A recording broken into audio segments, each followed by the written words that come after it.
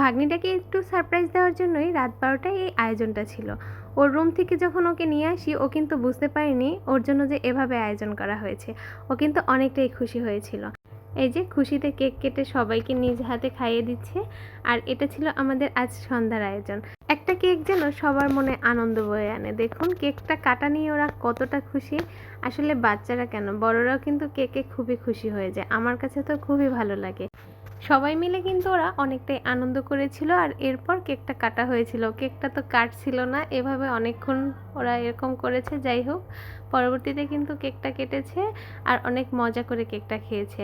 আসলে আমরা কিন্তু তেমন একটা কোনো কিছুই করিনি, জাস্ট ওরা কেকটা নিয়ে আনন্দ করেছে। এরপর সন্ধ্যায় একটু নাস্তা করেছি। আর এই যে দেখুন ওরা কতটা মজা করে কেকটা খাচ্ছিল। আর কেকটা কিন্তু আসলেই অনেক মজার ছিল। আর এই যে এরপর এক এক করে ওকে একটু খাইয়ে দিচ্ছিল। আর এখানে তাবাসসুম তো আবার চা নিয়ে চলে এসেছে। চাটা বানিয়েছিলাম, চায়ের সাথে আবার একটু তন্দুর রুটিও রয়েছে। আসলে চায়ের সাথে তন্দুর রুটিটা খেতে কিন্তু খুবই ভালো লাগে। এই যে আমার আর এক ভাগ্নি রুটি নিয়ে চলে আসলো। যত নাস্তাই খাওয়া হোক না কেন, চাটা তো লাগবেই। এটা যেন বাঙালির একটা অভ্যাস।